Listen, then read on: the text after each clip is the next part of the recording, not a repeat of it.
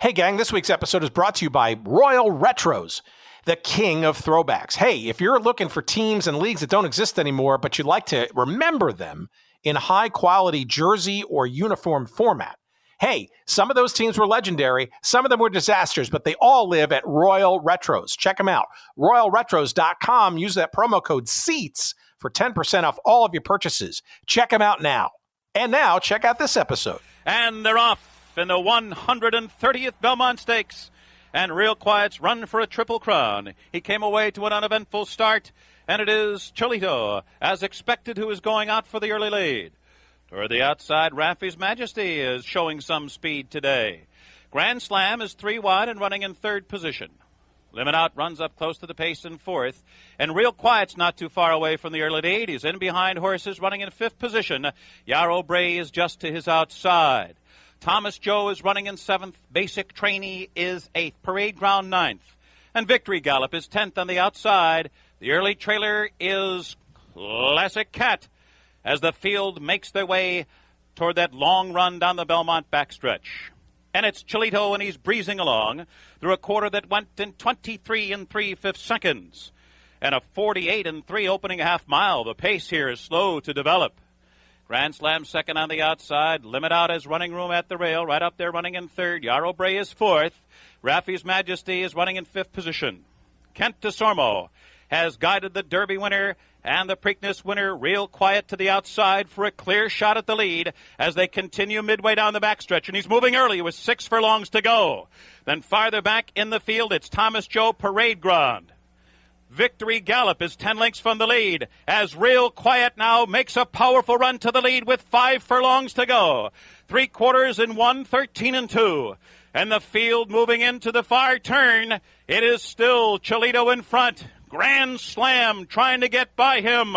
Real Quiet is in perfect striking position. He is third with 3.5 furlongs to run. A break of 5 lengths. Raffy's Majesty is full out. He's running in fourth. Thomas Joe moves to fifth. 3 furlongs from the wire. Real Quiet is making a bid for the lead. Cholito toward the inside. Grand Slam is in between those two. 5 lengths to Thomas Joe. Raffy's Majesty toward the inside. Victory Gallop is 6 lengths from the lead, but he's gathering momentum. And as they arrive at the top of the stretch, Real Quiet is taking the lead. He's coming to the 8th pole. 20 years in the waiting. 1 furlong to go. But here comes his rival, Victory Gallop, as they come to the final 16th. Kent DeSormo imploring Real Quiet to hold on. Victory Gallop, a final surge. It's going to be very close. Here's the wire. It's too close to call. Was it Real Quiet or was it Victory Gallop? A picture is worth 1,000 words. This photo is worth $5 million. Oh no. History in the waiting, on hold till we get that photo finished. Welcome to Good Seats Still Available, a curious little podcast devoted to exploring what used to be in professional sports.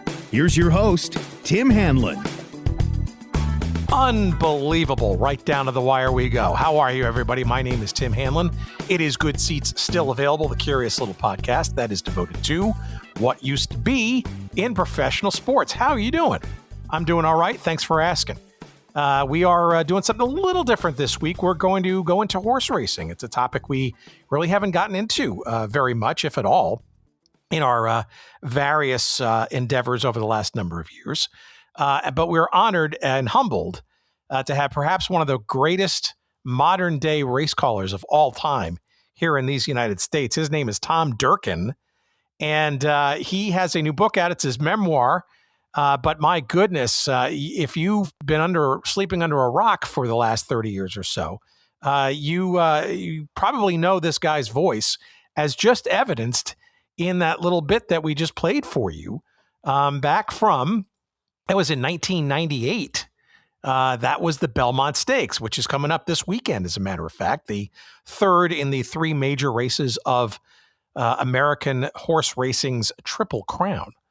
And that was an amazing call for an amazing race that almost netted out one of the very few handful of Triple Crown winners that season. Alas, it was not to be, as Victory Gallop wound up winning that close call there at the end to deny Real Quiet the opportunity to claim the Triple Crown that year in 1998, perhaps the closest but no cigar in modern day Triple Crown history. And we all know, of course, how rare it is for a Triple Crown winner to emerge, especially given how horses are managed these days. And this year's major races are no exception, right? Where we've seen for the last number of years a number of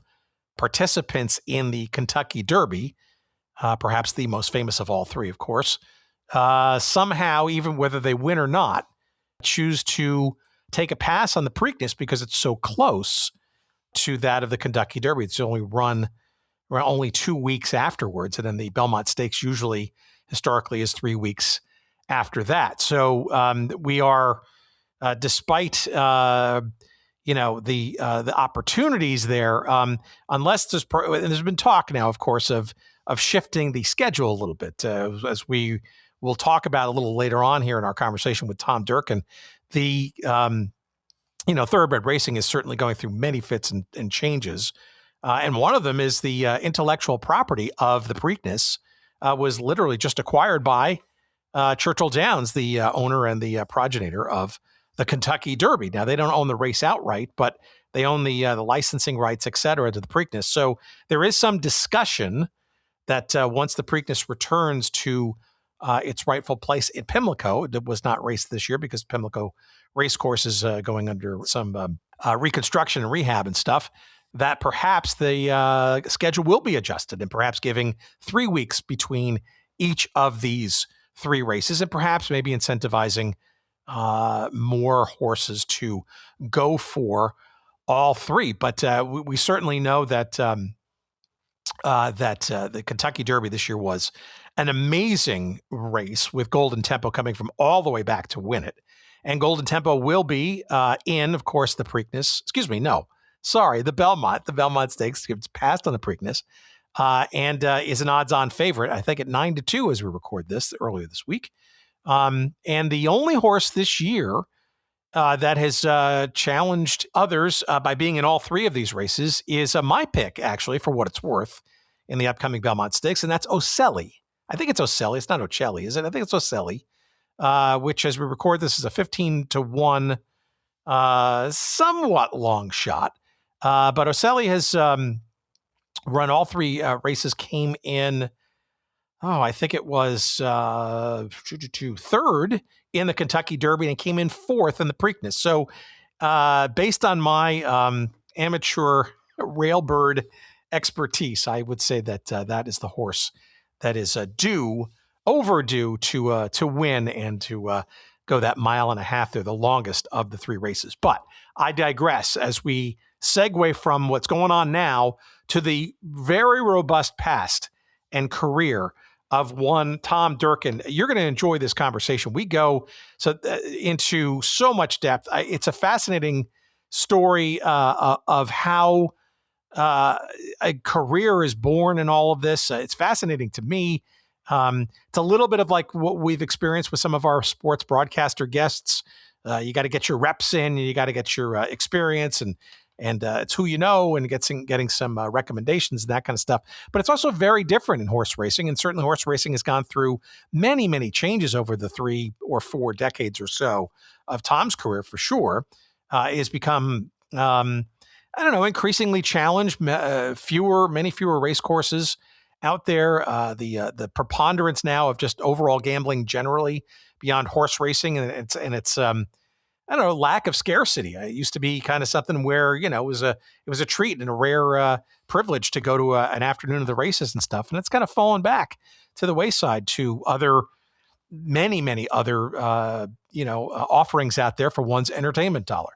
But we're going to discuss a career well-lived and well-called. This is a guy who has called literally thousands of races across thoroughbred racing, harness racing, and the like, and specialized in it to an art of near perfection. Hall of Fames, whatever those might be. This guy, Tom Durkin, is absolutely either, if not in them now, will certainly be in them in the near future. And you're going to just, even if you're not a racing fan, you're just going to enjoy all these amazing stories of how a career in the realm of horse racing comes together. And everything from innovation, creating his own ways of calling races, a bit of a drama and theater background that sort of adds a little flair to it, with the minor leagues, if you will, of horse racing, where one sort of tests his or her mettle in calling these races, and the differences between some of those, day in and day out type tracks to some of the bigger lights like the Triple Crown, which Tom called for NBC for at least a dozen years, and even had an opportunity to help introduce the Breeders' Cup into the parlance with national television audiences. For a while in the 1990s, Tom was also was calling every race in the New York Racing Association, which probably had the three most, at the time, heavily attended and bet upon racetracks in the New York City metropolitan area, that being Aqueduct and Belmont and Saratoga. And just really amazing stories about how it occurs, how the career sort of puts itself in place. And of course, many, many, many legendary calls. We'll have a few that will intersperse in the conversation. You'll enjoy those because in many cases, some of them are almost like, I guess I could call them like Barry Manilow songs, right? They kind of start off very soft and gentle and unassuming. And by the end, they're swelling in terms of their pomp and bombast. And just some really, really great calls. And Tom has been in the midst of some of the most amazing races of all time. You're going to enjoy this conversation probably as much as I enjoyed doing it with our guest this week, Tom Durkin, whose new book is literally just out. It is published by our friends at Bloomsbury. And yes, we will have a copy to give it away. Give it away? Yes, give away. That's what I'm trying to say. At the end of the show, if you can answer our trivia question, we've got a copy that you can win. But if you can't wait, I would run, not walk, and get yourself a copy of A Life's Calling, the voice behind the world's greatest horse races, by our guest this week, Tom Durkin. It's published by Bloomsbury. It is available wherever you get your good books. And of course, you can purchase it quickly, remuneratively to us, a couple of shekels of referral love, when you purchase it through the links that we conveniently provide for you in this week's episode notes, right there in your podcatcher or on our website at goodseatsstillavailable.com. All you got to do is look for episode number 448 with myself and Tom, and you'll find the convenient links to our friends at Amazon who will send to you the hardcover version or the Kindle version, whichever you want, as quickly as humanly possible. And again, we appreciate you considering you're purchasing said book in that manner, as we get a couple of nickels and dimes to keep our lights on and the electricity flowing to get these episodes to you like we try to do for you each and every week. All right, sit back. I hope you're going to enjoy this. Here's our chat that we had with the great Tom Durkin, story-filled Tom Durkin. We had a few weeks back. Please, as always, enjoy.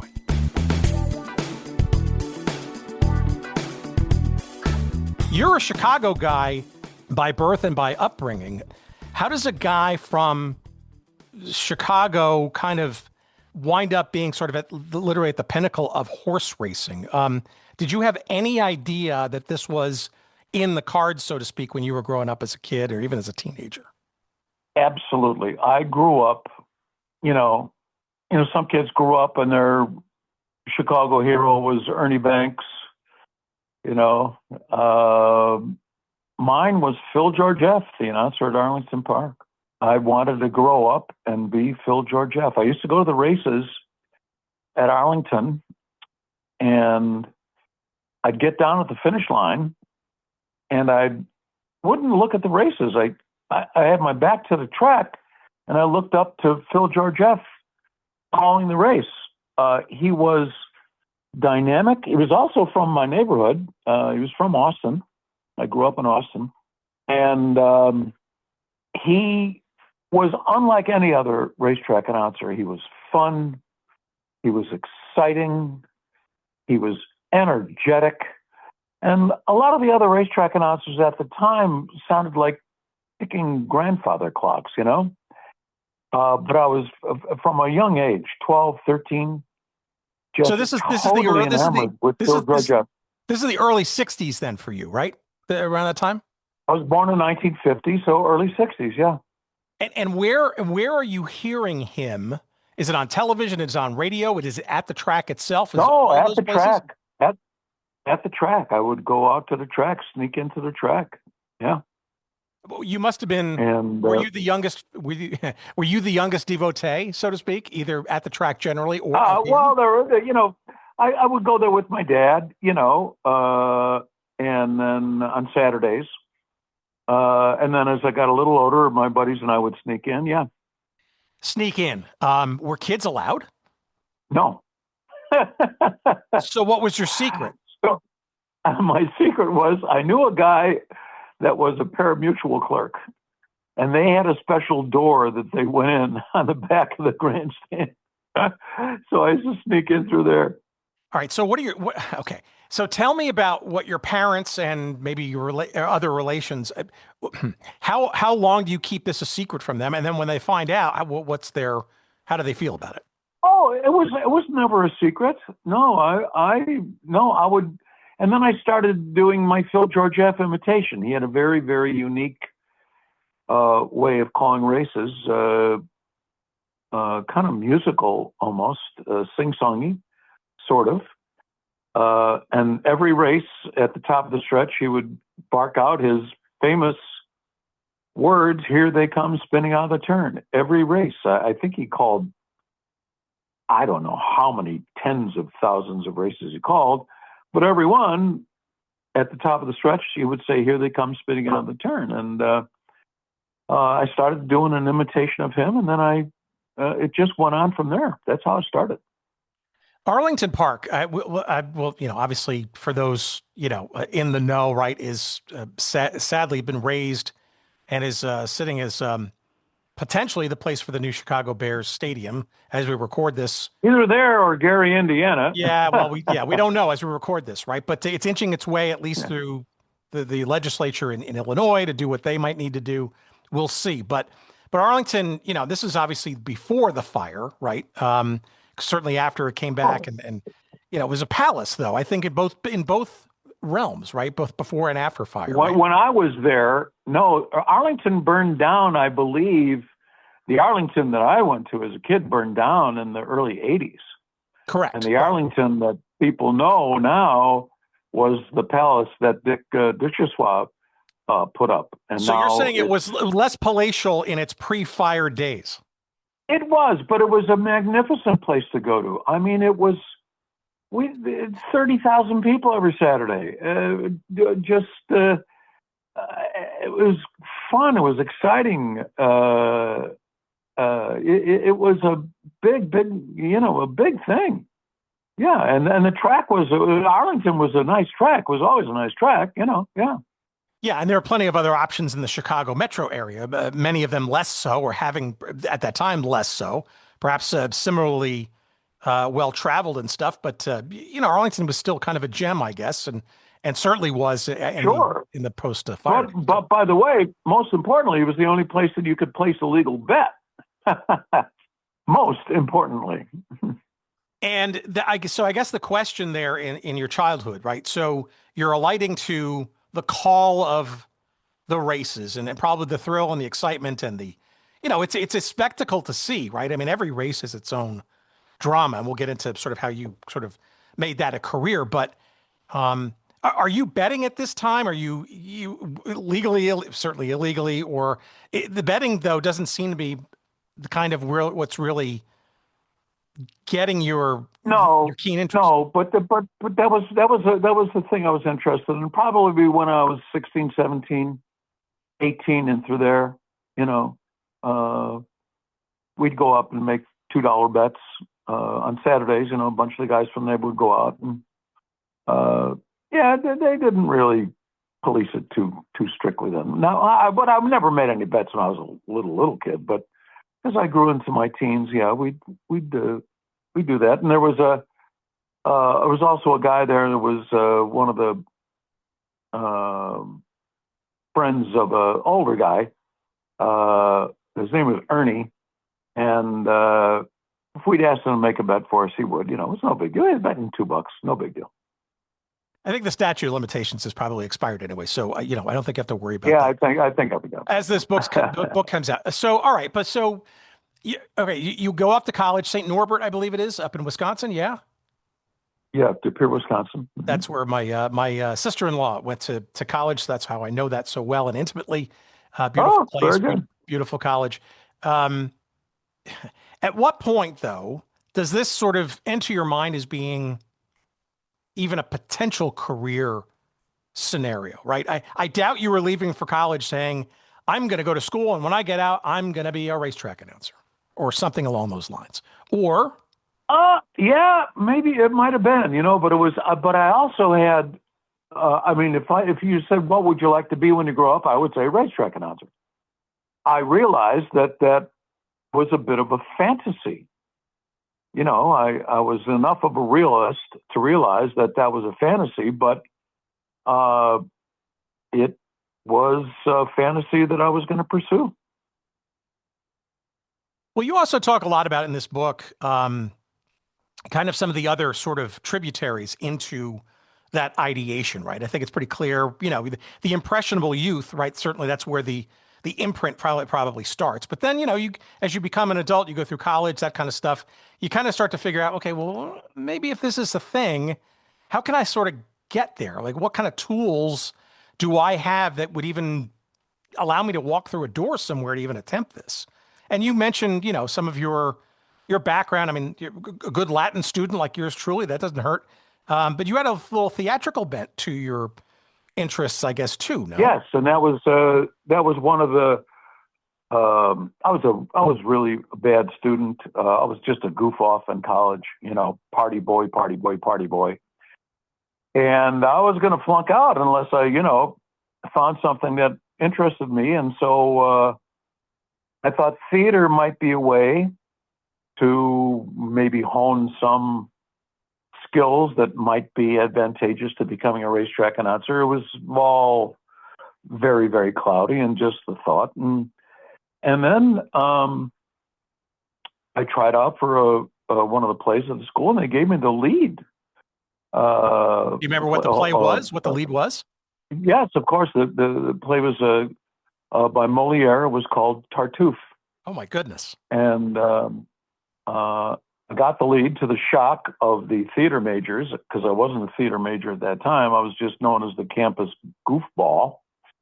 But that turned out well. And as a matter of fact, I was just in a play here in Saratoga a couple of weeks ago. I was Father Seamus McMurphy in a show called Finnegan's Farewell, So I still have one foot in that a little bit. But I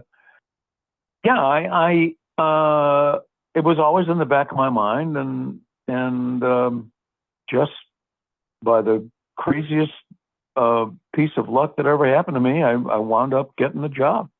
So your sort of flair for that kind of stuff, and I'm guessing a gregarious nature, right? If you're on the sort of campus sort of social circuit, how then?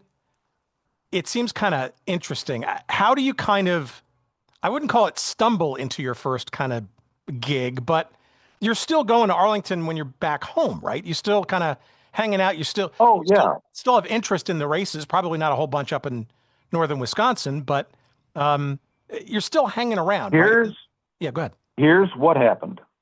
So a buddy of mine named Jim Fort lived in Milwaukee, and he was hitchhiking up Old 41, which is something that people would do in 1972, hitchhike to get from one place to another. It doesn't happen anymore. And so he's hitchhiking, he's coming up, and I'm buddies with some of his buddies. They go to St. Norbert, and this guy picks him up. The guy's name is Marty Helmbrecht. And they start talking, and Jim was one of the guys that used to go to the races at Arlington, and knew of my... At that time, I would do my Phil Georgette imitation at bars up in the Green Bay area. My friends would run around the bar, and they would be the horses. I would be the track announcer. And it was just kind of a shtick, you know.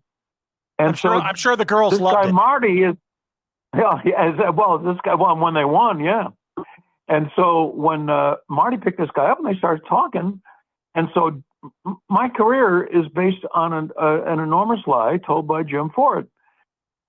Jim knew that I always wanted to be a racetrack announcer, and he told Marty, who ran these county fairs, my friend Tom Durkin is the assistant track announcer at Arlington Park, and he would probably like calling some of these county fair races that you run. And Marty said, sure, and he hired me, sight unseen. Well, first of all, there is no assistant track announcer at Arlington Park, and most of all, it was not me. So I called him on the phone and gave him his phone number, and he said, be at the Fond du Lac County Fair. I think it was May 22nd, 1971. And I was introduced, unbeknownst to me, that Jim had told him I was the assistant track announcer at Arlington Park. And that's how it started. So mimicry and a chance phone call and fib by a friend got you the gig. You don't have to even do any tryouts. No. Okay. Marty didn't like calling the races. He didn't know anything to do with it. And so he was looking to pawn off that job. And if Jim Ford doesn't stick his thumb out, I don't know what I'm doing right now. Have you graduated by this point yet, or are you still in school? I have an academic record at St. Norbert College that I am quite sure will never be broken. 0.0? Nope. I think it's 2 point. You had to have a 2 point. However, it took me 52 years to graduate from college. Okay, I left college. We got to put that. Let's put a pin on that for a second. Okay, how does that happen? So you left. I was 2 courses short. I had already been there for 5 years, and my parents said that's enough. So I took a job. My uncle owned a small golf club manufacturing company. We made putters and driving range stuff, and I worked in the factory making golf clubs. And then on weekends during summer, I'd jump up into Wisconsin and do that. And but I was 2 courses short. So life goes on, and I have my career calling races, and then I always felt bad about not graduating. So I live up in Saratoga Springs now. So I called up St. Norbert, and they said, yeah, you need 2 courses. And okay, so I took these 2 electives, anthropology and psychology. I got A's in both, my first college credit A's. And I got the credits. And then on May 14th, 2015, I walked across the stage in De Pere, Wisconsin, and got my college degree 52 years after I started. That's fantastic. And they probably are hitting you up for money ever since. They try, but they don't get it. All right. So you're doing this. Okay. So in essence, then you're now pro, doing whatever this pro thing is, right? I mean, you describe in some comic terms and some odd other terms, I guess you call it sort of a myriad of I guess you call them minor league tracks, right? What is that? Where are those? And describe those to me and how one goes from gig to gig. I'm guessing you're probably doing multiple gigs simultaneously, maybe even in the afternoon and another gig at night. How does that work? Well, here's how it worked. So in college, on weekends during the summer, I would go to these various county fairs in Wisconsin: the Fond du Lac County Fair, the Beaver Dam County Fair, the Tomah County Fair, all these little fairs. The purses for the horses were $200 a race, $300 a race. And I did that. And but I was working in my uncle's golf club factory at the time during the week. I'd drive up to Wisconsin on the weekends and what have you. And I always still wanted to be a racetrack announcer. And I hated working in a golf club factory, putting golf clubs together. So I always thought that maybe if I got a job in the press box at a racetrack and the racetrack announcer got sick, I could go in and fill for him and get a start. That was my plan.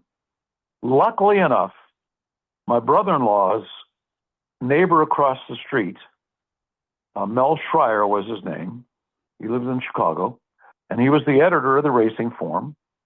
And my brother-in-law knew I was miserable working in the golf club factory, and he said, Mel, if you ever get a job at the track, sure enough, Mel Schreier called me up and said, we got a job for you in Cleveland if you want it, being a clerk for the Racing Form. And I said, sure. And he goes, I go, well, when do I have to be there? And he said, tomorrow. And I was in Chicago. And so I called my uncle. I said, Uncle Bud, I got this chance. And he said, go ahead. And so I was at Thistledown the next day, working for the Racing Form as a clerk. And the announcer never got sick, but then I got put out some tapes, and the people at Tampa Bay Downs, then known as Florida Downs, hired me off these tapes I had from the Wisconsin fairs, and that was that. That was 1970, first week of January 1977. Where are you getting the reps? Where are you getting your calls in, besides the ones that you had done in the county fairs, or was that still also ongoing? The calls I would tape record. I was called a call taker, and those lines that you see in the Racing Form are put in there by a guy who's called the chart caller.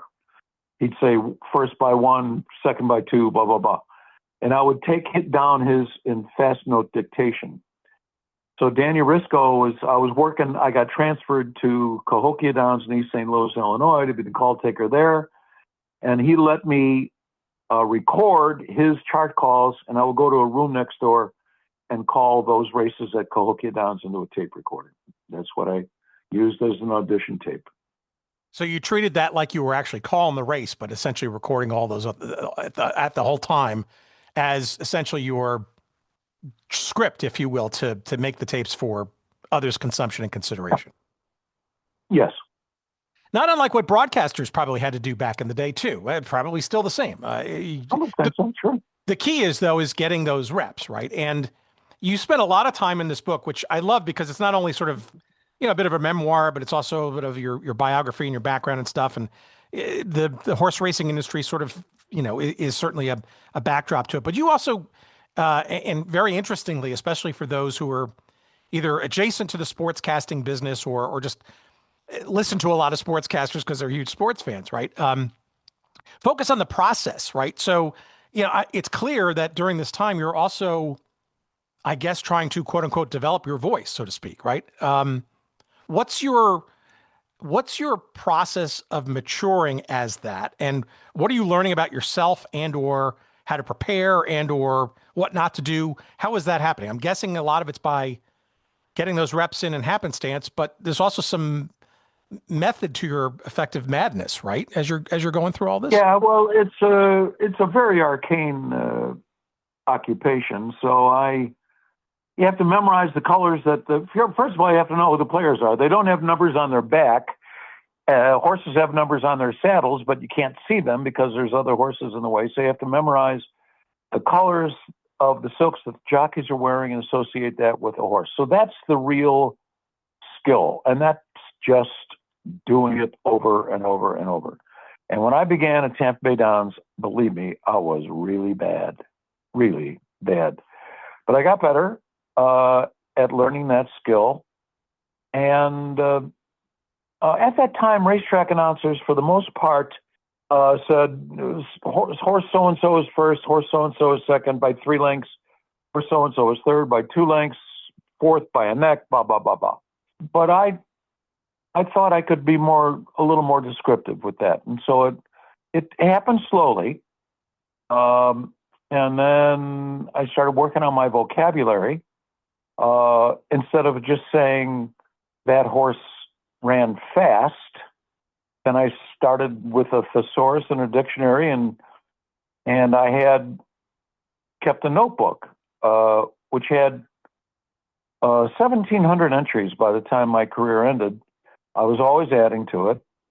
And for instance, the words for fast, I had 5 columns: very, very fast, fast, sort of fast, and just fast. And under each one of those columns, I had different words for fast, like blazing, thundering, mercurial, mind-boggling, brilliant, dazzling, blah, blah, blah. And so just instead of saying that horse is going fast, I had all, and I read that book every friggin' day for 42 years. Did you carry it with you so that if you were inspired by something during your day, you just threw that in there? Absolutely. I read it every day before I started work. It got so long in the later years, I couldn't read the whole thing. I spent about 45 minutes with that book every day. So you have to jam those words into your head. And I had all sorts of different categories. There was like 20 different categories. Words for horses in trouble in turf races. Words for muddy track races. As a matter of fact, the last race I called was on a muddy track. It was a horse called Condo Commando. And on muddy days, I always made sure that I would refresh my memory with words that you can say during the mud. Like if it was really muddy, I'd say, "Oh, he's leading the way in the 3rd regatta at Saratoga," or whatever. And so I had a word, a word I just made up called splashtastic, and I used that word in the very last race I called. Only because I put it in the book and had it in the back of my mind. And when I saw that horse splashing down the stretch, I went, "Oh yeah, my subconscious had splashtastic back there to come to the forefront so I could elocute it." I mean, what a commitment to the craft, because that's basically what you're doing. You're self-improving and not necessarily listening to your tapes, although I'm suspecting that are you also critiquing your calls too? Oh, yes. First thing I did every day when I went into work, they had the replays of the races, and yes, yeah.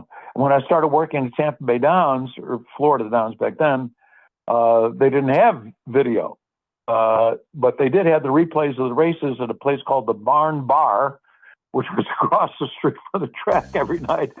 So I go over there after there with the notebook and critique my work, which at that time was voluminous.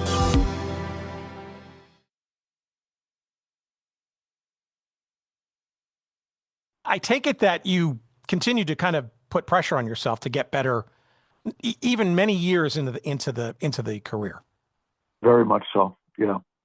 Yeah, and I hear that with sportscasters generally. Why do you think that is? I mean, the really good ones, right, tend to be their own probably harshest critics, constantly trying to improve, constantly finding fault. And I'm talking, these are names that you have been associated with or that are well known in other sports circles and stuff. And you would think by 20, 30, 40, 50 years of being in the business, they would kind of be less so. But is that part of what makes a great caller of ideas? Action? Ideas are limitless, and it keeps it fresh. It keeps you interested. It keeps your audience interested. If you keep on saying the same old stuff day after day after day, you're going to get bored. They're going to get bored. Everybody's bored. So I felt compelled to just keep on pressing myself to do it. I used to put words into that book.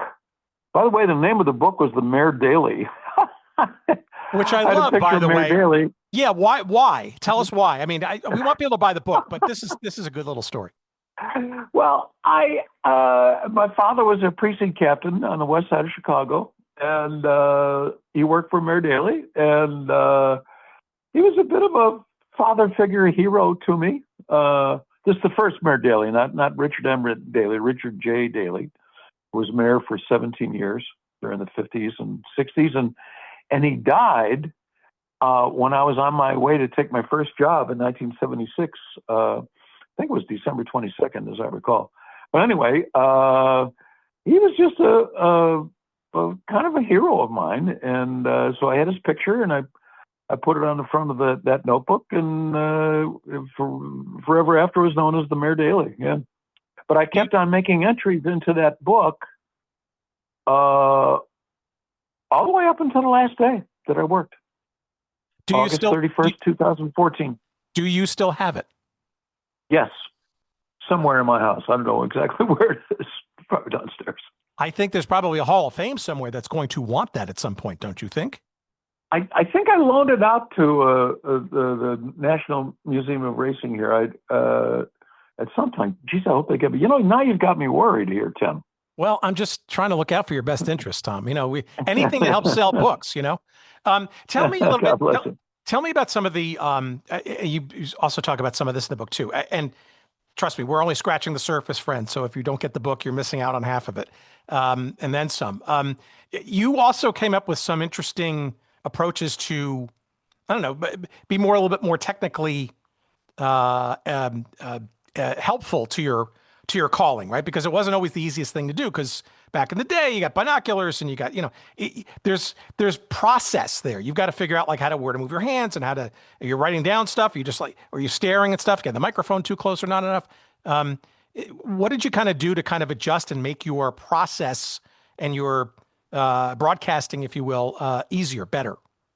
Technology. The key with calling, where you can't call it off the television. You can't, because you don't know where the camera's going to go. You just have to use binoculars because the horses are so far away.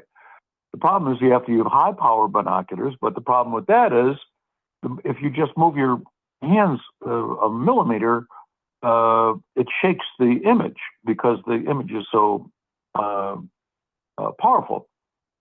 So eventually, I'd have these 15 power binoculars. That means it magnifies the image 15 times. But the problem with that is, again, if your hands shake just a little bit, or if it's a big race and you're nervous and you're breathing hard and your hands are clammy and blah blah blah blah, your binoculars are shaking, and then you are totally screwed because you can't see the horses. So I remember watching Bob Dylan play the guitar and the harmonica at the same time. Well, you can't play the harmonica if your fingers are on the guitar. So he had this thing around his neck that he mounted a yoke that he mounted the harmonica on. And he played the harmonica while he was playing the guitar. And I thought, well, what if I mount my binoculars on a yoke like that? And I fashioned it and had a guy in the metal shop make it for me. And that was that. And then in time, maybe in the early 2000s, Nikon came out with binoculars that were electronically stabilized. It was like a gyroscope, but you just put batteries in there, and no matter how much you moved your hands, the image was stable. So that was a big help in later years. Yeah, but still, necessity is the mother of invention, right? So that's. Is the bar low or high for your brethren, so to speak, in and around other tracks and stuff, right? You're trying to probably move up a bit, right, so to speak. Is there a hierarchy? Is there a circuit, so to speak? A minor leagues to a major league kind of thing? And how are you comparing yourself? Absolutely, yeah. So I worked at the first track I worked at was at Florida Downs. It was in Oldsmar, Florida. It was a grade C track. And then my next job after that was at Quad City Downs, a harness track in East Moline, Illinois. Then after that, I got a job at a place called Miles Park in Louisville and called a quarter horse meet. And then I went back in the winter to Florida Downs. And then I got a job at Balmoral Park in Crete, Illinois. By the way, Balmoral Park, Quad City Downs, and Miles Park are all defunct at this point. Yeah, sadly, then, many more are becoming that too, but we'll get to that. Yeah, and that is absolutely true. And then, so I just bounced around a lot, and then how many years I of got this a are you big, bouncing around? I would say in the minor tracks, 5 years. Okay, and you don't mind the nomadic lifestyle, so to speak, or you? I was thrilled to death to be a racetrack announcer. I was living the dream, baby. I was happy as a clam. Okay. And I was living in when I was working at Tampa Bay Downs. I had to rent an apartment. I didn't have any furniture. I slept on a backyard chaise lounge that I got at Kmart. That was my bed. I have no other furniture. That lifestyle I'm sorry, that lifestyle sounds about one step higher than that of a radio DJ seeking work, but I digress. There you go. When I worked in Louisville, there was an apartment. I went into the apartment. I said, you said you had a kitchen, and the guy opened up a door, and the kitchen was in a closet. I go, oh, well, okay. And I go, but where's the door to the bedroom? And he goes, there is no bedroom. And he opened up another door, and a Murphy bed came out of the wall. So, I slept in the back seats of a lot of cars for a while. But what was the goal, though? So, you're going through all that. You're having, you kind of, maybe you're not sort of focused on like what the next step is or what the career is or will I ever settle down or any of that kind of stuff. But there's got to be something, though, from a profession perspective, right? Where you maybe want to get to some higher levels and is the dream. Sure. Yeah. I at that point, I thought, the fantasy job of a lifetime would have been the announcer at Arlington Park, but Phil Georgieff was that guy. And the day he retired from Hawthorne Racetrack, I went there for that. And one of the great honors of my life was to sit next to Phil Georgieff on the day he retired.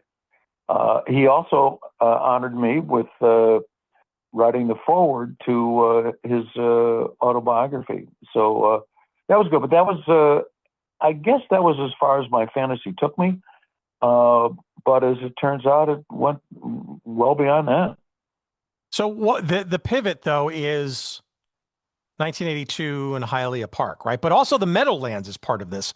Help me with the time frame, the time, and how these two gigs, seemingly simultaneous, I think, right? Come about. Pretty much, yeah. Yeah, because both of them get you into a completely different orbit. Yes. So in 1982, my boss at Cahokia said that, and by the way, I was not only the track announcer at Cahokia, I was the director of publicity. I was in charge of statistics and whatever. Even when I worked at Balmoral Park, I was the director of publicity, director of marketing, and the bartender in the beer garden after the races, in addition to making the morning line and going the races. So you're making when you work these little tracks, 4 or 5 salaries, one, right? Yeah, we have one salary. That's it. And anyway, so the job, there became a job open at the Meadowlands racetrack, which 1982, which was the big harness track, and also thoroughbred track. Dave Johnson, by far the premier racetrack announcer in America at that time, was the thoroughbred announcer at the Meadowlands, but he didn't call harness races so much, and they had an announcer there that they let go, and there were auditions. So I called them up, and they said, yeah, okay, but you really don't have the credentials.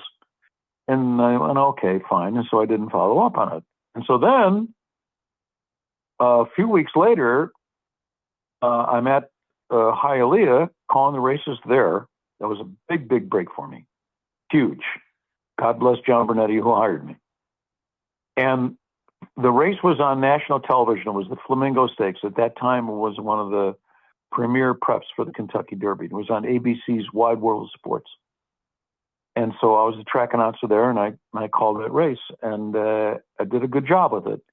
And after, as the horses crossed the finish line, Jim McKay says, "That was a really good call. The race by, what's his name? Tom Durkin." So then, the next day, the people from the Meadowlands, after they saw the race on national TV, said, "Tom, would you be interested in coming for an audition to call the harness races?" So I went there, and I got that job, and again, things moved on. It's interesting. I mean, with all due respect, that's also sports and broadcasting and all this stuff. It's kind of part of show business, right? And that's a show business story, right? Like, and I'm sure part of you didn't want to necessarily take the phone call immediately, but of course you had to, right? I mean, but it's like, come on, guys, really? That's what I mean. I knew I was good. You knew I was probably pretty good, but okay, whatever. I guess you take the break where you get it. So how does that work then? Because 1982, Meadowland, I grew up in the northern New Jersey area, right? So that's when, Giant Stadium, right, was there. The racetrack was there. Those two things were kind of there from the very beginning, I think 76, 77. And then the arena, Brendan Byrne Arena, Meadowlands Arena, the conjecture as to what you wanted to call it, depending on your political leanings, I think debuted in 1982. So there was a real hum going on at the Meadowlands year round at this point. Oh, absolutely. Yeah, that was happening. Was this seasonal, or were there times where those seasons overlapped and you had to maybe day and night or weekend? Yes, it was. The Meadowlands folks let me go to Hialeah for 2 months during the winter, and then I would go back to the Meadowlands, and I was their number one harness announcer. In the fall, they had a thoroughbred meet, and Dave Johnson, again, the primo guy. He called the Derby and all the big races. He was famous, very famous. Well, he was also the guy, or the New York Racing Association guy too, wasn't he? He left that job. Got it. He left that job and wound up at Santa Anita and the Meadowlands. Yeah. Got it. Okay. And so I was his assistant calling the thoroughbred meeting during the fall. So you're basically living a two-city existence, right? And on airplanes a lot. Not airplanes. No. I mean, I'd work 2 months a year at Hialeah and 10 months a year at the Meadowlands. Yeah. That's probably not that was. I was gonna say that's probably not the choice of weather you wanted, but okay, it's their gigs, right? Oh, Florida in the wintertime? Are you kidding me, baby? That was great. All right. So how then? Sure. So you're clearly now, obviously, getting noticed on Miami and the New York metro area, right? Two very cosmopolitan places, right? How do you get that call from NBC to kind of go to that next level? How does that happen? Because you're in these. Very, very, very good question, Tim. So when I worked at Hialeah, Pete Axthelm, the great sports writer, absolutely, would go down there every year, and he was in the press box every day. And I was this guy named Tom who was calling the races at Hialeah, and I got to know Pete well. And also, I was working at the Meadowlands. And there was a guy that would go to the races there, the harness races. He was a big harness fan, lived in northern New Jersey. His name was Arthur Watson. So in 1984, there was to be the first running of this thing that was called the Breeders Cup, a huge extravaganza, $8 million worth of races in one day. There was never anything remotely close to what the Breeders' Cup was going to be. NBC got the rights for that. And, of course, Dave Johnson would have been the announcer if he wanted the job, but he wanted to be the co-host with Dick Enberg, the great Dick Enberg. So they needed a guy to call the races. They were going to hire, the folks at NBC were going to hire Marshall Cassidy, who was the announcer at NYRA at the time, New York Racing Association. Sure, another legend. And then Pete said, why don't you give a listen to this guy, Tom Durkin? And then at this meeting, this guy that used to go to the races at the Meadowlands all the time, the harness fan, Arthur Watson, said, "Why not?" Arthur Watson was the president of NBC Sports, and I got the job.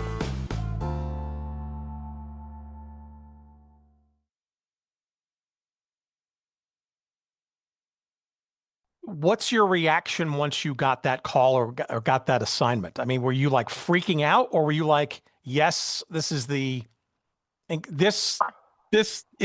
career choice that I knew was always going to be the case? No, never. The Breeders' Cup wasn't on anybody's radar.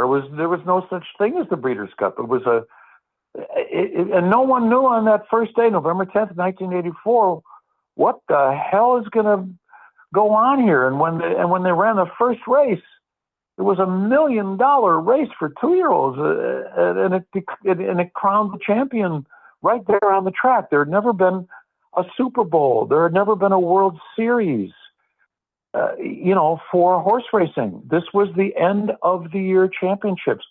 There had never been one. And the Breeders' Cup did that. And November 10th, 1984, and that's the first words out of my mouth in the book. That was the day that changed my life. How did you change your preparation?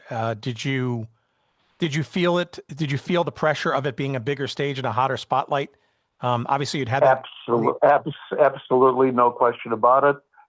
And I started then a tradition that I did for the 24 years that I did the Breeders' Cup. On Labor Day, a Breeders' Cup is always going to be in November, first, second, or third week in November. And so on Labor Day, I went into Super Bowl training. No drinking, lose 25 pounds, exercise every day, read the mare daily, every waking hour of the day you can. And I was working at the Meadowlands at the time. And so I needed to call more thoroughbred races. So I would drive out to Belmont Park every day, go up on the roof at Belmont Park, call races in a tape recorder, put those on a cassette tape, put those in the car when I drove back over to the Meadowlands, which can be a while now, from Long Island to East Rutherford, New Jersey, every night, and review my race calls that I called in tape recorder. I did that for 2.5 months every year, and until I got the job, actually, eventually in 1990 at Belmont Park. So, there was a lot of mental, physical, psychological. I would eventually do hypnosis, self-hypnosis and stuff like that. Yeah. Was There's it a lot involved? Was it stress, or was it anxiety? Was it a mixture of both? Was it just... It was all of that. Yeah, okay. It was all of that. And the number one thing I think that pushed me to work as hard as I did, and I did work hard. By the way, I'm not the only person that ever worked hard. But it was fear of failure. That was the anxiety, that was the stress. But it wasn't imposter syndrome, nothing like that. I'm sorry, what was that again? It wasn't imposter syndrome, right? Like that you weren't up to the challenge, right? Oh, self-doubt, that's the root of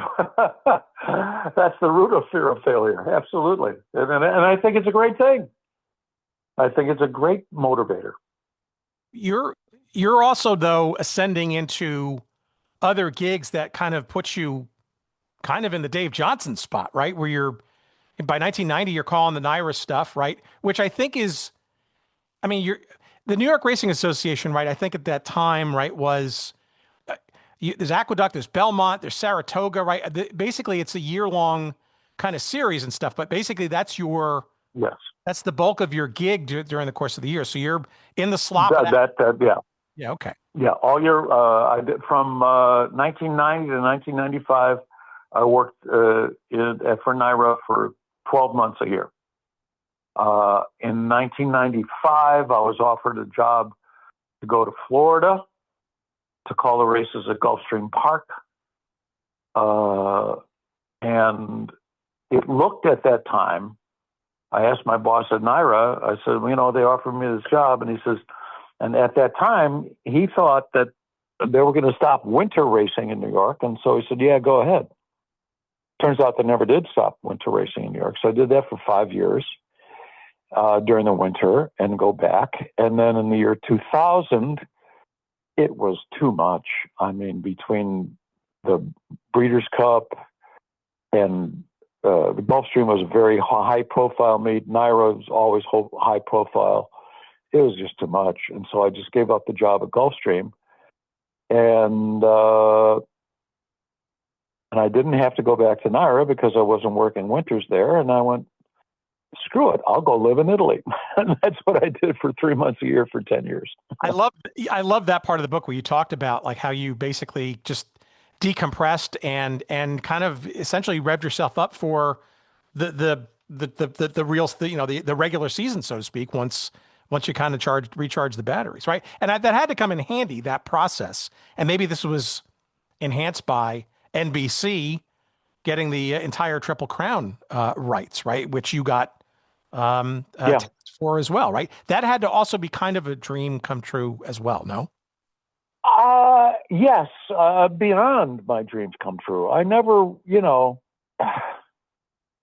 there are 340 million people in the United States of America, and only one guy calls the Kentucky Derby. So what are the odds? And you got to be a realist at some point in your life. But that was beyond my wildest dreams. I mean, being the track announcer at Arlington Park was a fantasy, but calling the Kentucky Derby was beyond a fantasy. And got the job, and it was, I guess you could say dream come true, but it was beyond that, actually. It seems like there was just numerous dreams that sort of you kind of achieved them as you sort of ascended. And I guess that had to just be some level of fulfillment. I mean, the Triple Crown is what most average American sports fans, and particularly the Kentucky Derby, right? That's where you become synonymous, household name, right? Even for that one time a year, and nobody else, and most people don't sort of follow the regular, track and thoroughbred racing kind of news and stuff, right? I mean, it's got to make you feel special in that you're the guy. I mean, you're the guy for at least a decade that was, that guy.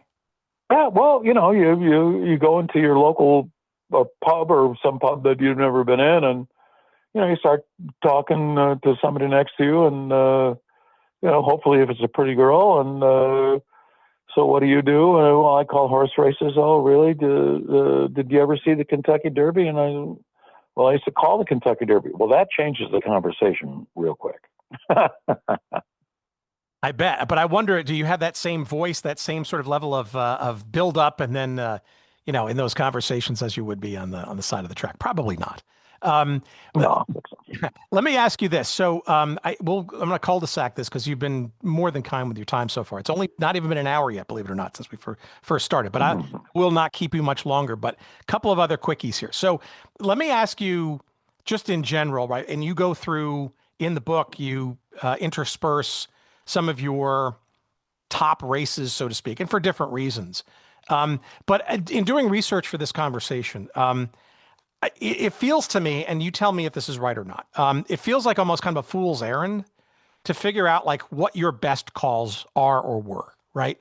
I know TVG, for example, that the cable channel that's no longer to be with us soon, if they haven't gone off the air yet already, as we record this, they had a top 10 of various calls and stuff. But then you look at the comments and stuff, and then you go on YouTube and stuff, and there's a whole raft of people who have their own favorite calls of Tom Durkin. And they're not, by the way, necessarily your top 5 nor TVG's top 10. There are a whole bunch of other ones that are just amazing and stand out for their own different reasons. Is it a fool's errand to kind of pick the best ones? Or I'm sure some of them are from yours, but you've called, thousands of races, right? At what point do they all blur or make their way to a top in your head? Yeah, the co-writers of the book, Paul Balponi, who's just terrific, and Lenny Shulman. These guys are really talented. They've written, so many books between them. And they're really good at what they do. I don't know the first thing about writing a book, about publishing or whatever. And I said, okay, we want to put in intersperse in the format of the book, some of your favorite calls. I went, I didn't want to answer the question. It's like, come on, to be good for, what? All right, fine. And so I think the 5 I picked out were different calls for different reasons. What was my best call? Your call is only dependent upon what's going on the racetrack. You can't, if you got lemons, you make lemonade, but I was given the opportunity to describe the exploits of the greatest thoroughbreds over a 30-year period in America. And when you put those horses back together on a track in a competitive situation, it's going to produce brilliant performances. And so all I had to do was reflect honestly what was going on the racetrack. So, and I don't mean to sound diffident here, but the call is only going to be as good as the race. And so that was a hard question to answer. What are your 5 favorite calls or whatever? But I'm going to put out 5 there for different reasons. No, I think it's also a testament, though, to the fact that, number one, you have such a prodigious library of calls, right? You called many, many, many races. Number two, that answer is quintessential, right? Because you're right, you're calling in the moment, right? And situations present themselves. Your preparation prepares you, and you just mix the two together, and you hope it comes out into something smooth and tasty, right? Not always the case. That's it. Sometimes the event or you or both of you don't have everything going for you. I did a little bit of stuff. And again, I'm not as deep and thorough in my understanding of horse racing, but you could just literally pick a couple. I just literally found 3 races that you did in 88 and 89, right? Which is kind of arguably early in your stardom kind of phase, right? And it's incredible to me, just these races and what kind of drama was involved in these. And I don't think they made either or both of ththese lists, right? I'm sure there are other lists too, but Victory Gallop's win in the 98 Belmont Stakes, right? For ABC. Mm-hmm. Amazing, right? You could not have called a closer race. The Breeders' Cup Classic in 89 with Sunday Silence and Easy Goer. That was a great race, yeah. They're standing in line, and they're off. Sunday Silence breaks alertly. Easy Goer was off a step slow toward the inside. Slew City Slew, Blushing John, and Present Value. And they're passing us now for the first time. Slew City Slew is out to take the early lead now, and he's opened up a quick lead here of 2.5 lengths. Blushing John is second down the outside. Present Value is third. Sunday Silence is rating in 4th position. He's 6 lengths off the lead. Me Selecto is 7th. 4 lengths back to Easy Goer. He is 10 lengths off the lead of Slew City Slew as they move into the first turn, and the trailers are Crypto Clearance and Western Playboy. Slew City Slew, and he zipped the opening quarter in 22 and 2/5 seconds. A brazen display of early speed in this 1.25 mile classic. Blushing John is tracking him as they make their way onto the backstretch now. Sunday Silence poised on the outside third. Present Value to his inside. Then Me Selecto. Easy Goer is yet to do his best running. He is still 9 lengths off the lead of Slew City Slew. He's 5 lengths behind Sunday Silence, and now he's beginning to roll. They've run a half mile in 46 and 1/5 seconds. Slew City Slew weakening on the lead. Blushing John has been tracking him all the way. Sunday Silence bracing for the oncoming power of Easy Goer, who's right at his neck, and the stage is set with 3 furlongs to run in the Breeders' Cup Classic. Blushing John taking the lead 3/8 of a mile out. It's Blushing John in front. Sunday Silence on the outside, gearing up now. He's left Easy Goer 2.5 lengths behind. They're coming to the top of the stretch, and Blushing John is under a hand ride. He leads by 1.5 lengths. Sunday Silence, a threatening presence on the outside. Easy Goer is set down, and he's put to a fierce drive. Coming to the final furlong, Sunday Silence surges to the front. Blushing John trying to fight back. Easy Goer with one final acceleration, and Sunday Silence holds on, and he wins by a desperate neck. Easy Goer was too late, not enough to win it, and it was Sunday Silence in a racing epic. And even the Hambletonian Stakes in 1989, right, which was a photo finish, which I Photo think finish was a dead heat in a dead heat in a match race. It was unbelievable. And here they come for the deciding third heat of the 89 Hambletonian, and they're off. Park Avenue Joe and Probe will leave together. Both drivers vying for position now as they move into the first turn. Park Avenue Joe and Probe, and those two, they are in no particular hurry in the early going. And now Ron Waples will take the top with Park Avenue Joe. Park Avenue Joe will lead the way throughout, still racing a bit off the rail as Probe, and now he drops in nicely as Park Avenue Joe will do the drafting, and Probe sits in behind. Both horses are moving comfortably now as they race by the opening quarter-mile mark in 29 4/5 seconds. The wind into their faces now as they begin their journey up the backstretch in this third heat of the 89 Hambo. Park Avenue Joe, and Bill Fay is very content to sit in behind with his first heat winner, Probe. So they continue up the backstretch. Park Avenue Joe, the son of Speedy Somali, still moving comfortably on the lead, and Probe still content to trot in behind. Now they're moving at a very moderate and deliberate pace here. They've gone a half mile in 1:01 3. Both horses looking comfortable now as they enter the final turn of this 64th Hambletonian. Park Avenue Joe is on top, and Probe has been sitting in behind for the entire mile. 3/8 of a mile out. Park Avenue Joe and Probe, and now the tempo is beginning to quicken now as these two come to the top of the lane, and Probe now edges off the rail, and the battle will be joined a quarter of a mile out, and these two trotters now are head-to-head as they turn for home. The three-quarter mark was 1:33 4. Park Avenue Joe at the rail, bracing for the challenge. Probe attacks on the outside, and neither of these brave trotters giving way. They are full tilt down the stretch, 1/8 of a mile out. Park Avenue Joe digging in gamely. Probe pokes ahead in front. Probe on the outside. Park Avenue Joe comes roaring back. A relentless drive to the wire. Park Avenue Joe. Probe. Here's the finish. Too close to call. Too close to call. Park Avenue Joe and Probe were a nose apart on the finish line. The time was 2 minutes and 2/5. People ask me, like, what was the greatest race you ever saw? That's it. It was a harness race. It was the Hambletonian. so. I mean, Park Avenue Joe and Probe. There was a fourth time they raced in one afternoon, and they finished in a dead heat. It was odds that are uncalculable. yeah, and the Hambletonians certainly something that only harness racing aficionados would know, right? In the New York metropolitan area, it certainly was. It's the Kentucky Derby of harness racing. Yeah, it's the biggest race in harness racing. Absolutely. But But that all that said, I mean, so friends, as you're listening to this episode, once you're finished and you buy a copy of the book, you need to spend at least a day on YouTube. Just Tom Durkin calls, right? And one after the other. That one is they're just. I mean, sure, there are plenty of regular pedestrian kind of calls and races and stuff, but there are literally got to be dozens, if not more than that, of truly dramatic and eloquent and just mesmerizing calls. And these were from like 10, 20, 30 years ago even.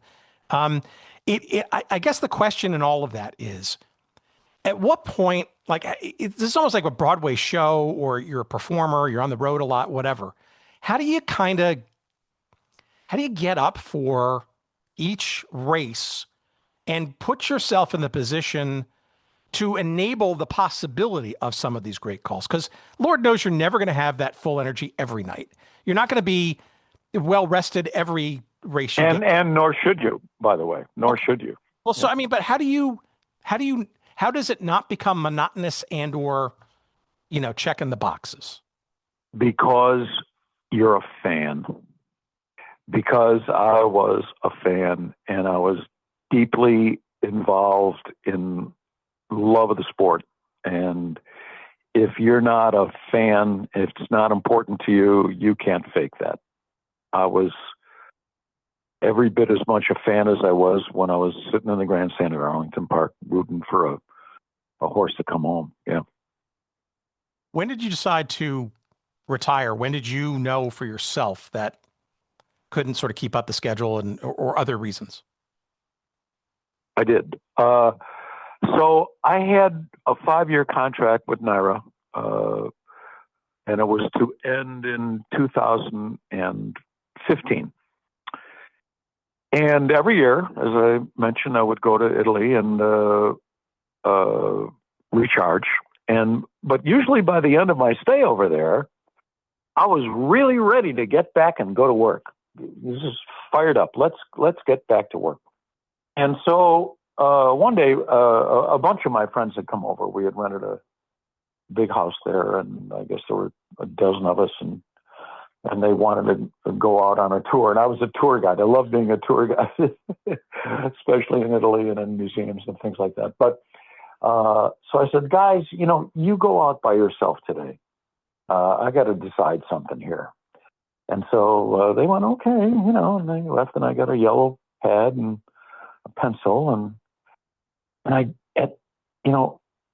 wasn't feeling it that I wanted to go back like I always had in all those years, the winters that I spent in Italy. I was always ready to go back. And that year, I wasn't feeling it. And I thought, maybe this is time for you to be your last year. And so but anybody that's ever retired, you got to do the math, baby. Okay, you got to do the math to figure out if you can have enough resources to retire. And the math came out okay. And so while they were gone, I decided, that took that afternoon and a good bottle of Chianti, and decided, well, let's go ask the folks at NYRA if this could be my last year. And I did. They didn't want to let me out of it, but I said, I'm just not feeling it. And Chris Kay, who was the president then, he was kind enough to say, okay, we'll let you out of your last year of the contract, and thank you. And that was it. Have you missed it since? I mean, your memory is sparkling. I got to think you had some pangs. I'm asked that all the time, and the answer is no. I don't miss it. You still follow racing? It was stressful. Oh, of course, yes, every day. Not like I used to. I mean, that was a job. I'm retired. I don't have a job in horse racing anyway. But I don't miss the stress. I think I did as well as I could for as long as I could. And I don't really have any regrets about stepping away from it. I think I went back 10 years later and called one Belmont when Fox got the rights for the Belmont when Arcangelo won. But that was it. And tell me how did that come about? Well, I knew Pete Macheska, who was the one of the big producers there at Fox, and they had bought the rights from NBC for the Belmont Stakes. And frankly, I think they were looking to get some publicity. And I really wasn't sure about doing it, but they made me an offer I couldn't refuse. And so then I went in Breeders Cup training, and for 2 months before the Belmont Stakes, I did my same routine, went up on the roof, called races into a tape recorder and the whole thing, and got the notes and whatever. Yeah. Is it like riding a bicycle, or was it harder? It was not like riding a bicycle. I can tell you that, because a month before I went down there, I did it for a month. Went down every day at Belmont, and because I live in Saratoga, so I had to go down there, and I stayed in a hotel down there while I was calling the races into a tape recorder. But I was bad. That first week I went, this is not going to work. And I was really worried. And so I just had to double down on the preparation, and the first race back, because I had to call some of the races on the undercard for Fox, was a 14-horse field going 6 furlongs on the turf. That's the hardest race you can call. That was the first one back. I went, oh my God. I'm back. But yeah, I got through that, and I didn't disgrace myself, and so that was a boost for my enthusiasm for the day. I think you were great, and I think that it's also, I think it's even better, right? That as these properties go from place to place or streaming or whatever, right? I mean, NBC's doing with the callbacks on NBC for the NBA games and stuff, right? Et cetera, right? It really is heartening to see the memories and stuff. Our old pal Tom Hammond, right? And your colleague at NBC for a bunch of years, right? He was brought back as part of the NBA kind of promos and that kind of stuff. So I think it's great. And frankly, you sound like you've got the pipes that could do a few more of those if you felt like you could bear to get ready for him. That's just my no, I'm over with it. All right. So a couple of quickie questions, little nibbles here at the end, and then I'm gonna let you promote and then let you go back to your life because you've been more than generous with your time. I got to ask a couple of things. Number one, when you were doing the stuff with NBC and obviously called some stuff with ABC and stuff, was there any scenarios, opportunities, discussions, inklings that maybe you could work another sport somehow, or on either side? A little bit. NBC had the Olympics, and again, it was just a little bit of talk. But I couldn't do it because, doing some of the track and field races, which Tom Hammond did, which was outstanding. And then they had, bicycle races or stuff like that. Me being a race caller, they thought, maybe you could do this. But it was in August and I was in Saratoga, and you don't leave Saratoga. So that was that. Fair enough. But yeah, it's interesting because they do.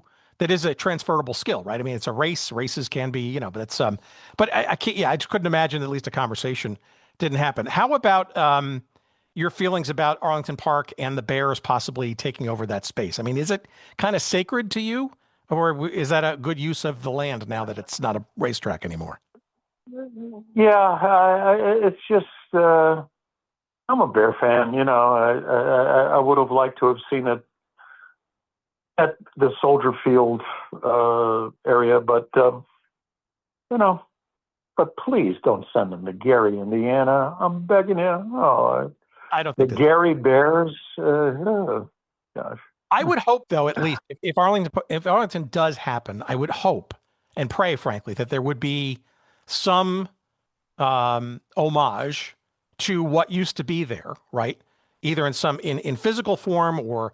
Because or maybe even a small little, something that sort of, nods back to the hallowed ground that was, right? Not only for you personally, but for a whole generation or two or three, frankly, of race fans. I mean, Arlington Park was, synonymous with Northern Illinois racing. It was the crown jewel. Those were halcyon days. I mean, Citation ran there, Secretariat ran there. Too. Yeah, it was a great happening place for a long, long time, but no more. All right, here's my sort of last of these nibbly questions. So as we record this, Churchill Downs is acquiring the IP, not the actual race or Pimlico, but the Preakness IP, right? So there's clearly some marketing overlap and pairing, so to speak, and who knows what happens with Belmont, all that kind of stuff.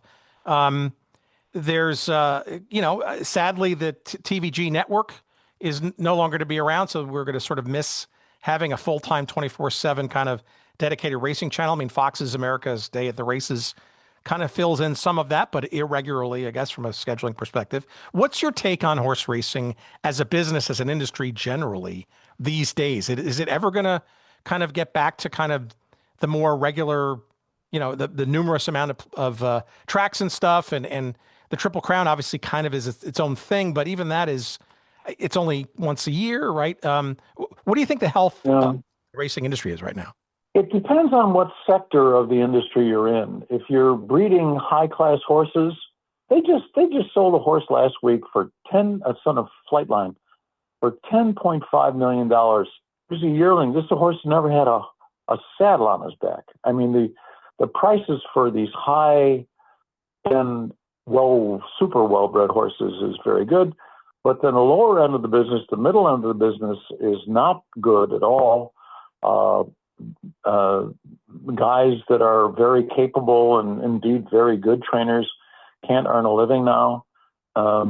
It's in a very big state of flux. I think it is going to have to contract, because when I was growing up, if I wanted to make a bet, I had to go to Arlington Park. Well, now I can sit in my living room and bet on races in Singapore if I want.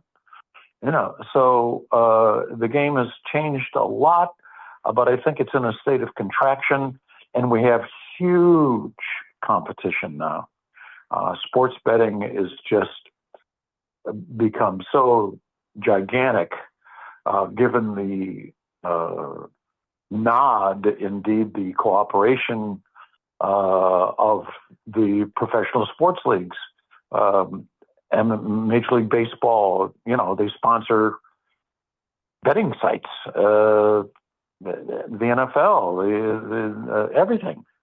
So the competition is really, really difficult for horse racing. So I'm not particularly optimistic about it, but I think it's certainly going to survive, but probably in a contracted fashion.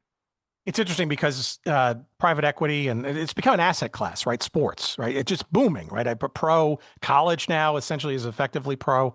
And it just seems to be a lot of institutional money that's coming into what used to be, individual owners and, an expected losses and that kind of stuff. But now it's like, now they're real estate plays, right? I mean, buying all the territory around Wrigley Field. I mean, the Ricketts are trying to create their own little version of what the Braves did in Atlanta with their own Battery Park or whatever that's called down there, right? So it's all about revenue streams and all that kind of stuff, right? But I also wonder, and I think I've only come to this conclusion after doing this silly little show for so many years. As you look back in history and stuff, and you kind of try to sort of fumfer your way through as to what all this stuff means, maybe for sports going forward, I don't know. I'm not so sure that there won't be a correction of some sort overall in sports. I mean, when you're talking about franchises in leagues being like worth $10 billion, how do you afford to go as an average fan, right? I mean, I don't know. It just to me, and private equity wants its money back usually, right? Which is not a good thing in year 7 of investment. I remember I used to go to Blackhawk games for $3. I used to go to the grandstand and the bleachers in Wrigley Field. What was it, $1 or $2? And well, now I don't know. You need to take out a mortgage to get a baseball ticket. So it's just so different. And now even what really pisses me off is that you got to pay. You got to try. First of all, you got to try to find the Yankee game on TV here. Like, where's it tonight? Is it on Prime? Do I have Prime? Do I have to get a subscription for Netflix? And it's crazy the way it's going. It'll settle down, but I don't know. I tell people I'm glad I'm 75, not 25. I just think that horse racing has to be part of that mix still in some way, shape, or form. To your point, maybe truncated, maybe supersized with more events, a league kind of thing. I don't know, but something. Yeah, they have smart people that are doing it now. And again, it's one of the oldest sports in the world. It's America's first professional sport. And it's been around America for 400 years. I suppose it'll be around for a while longer.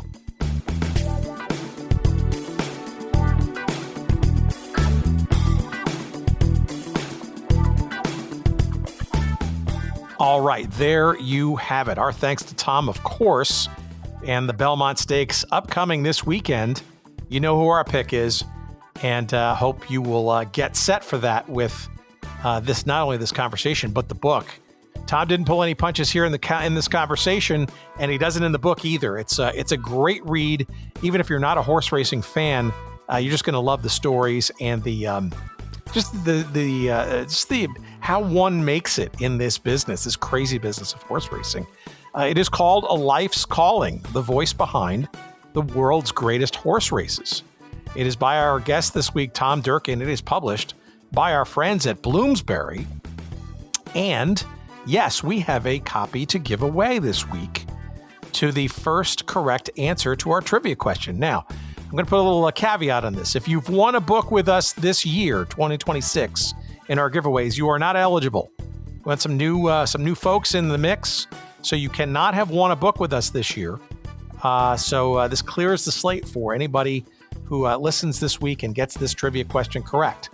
The email address that you can send the answer to this upcoming trivia question is, our general email address is hello@goodseatsstillavailable.com.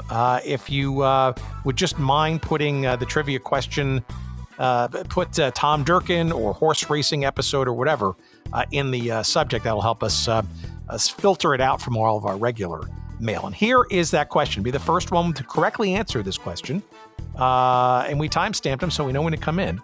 So here we go.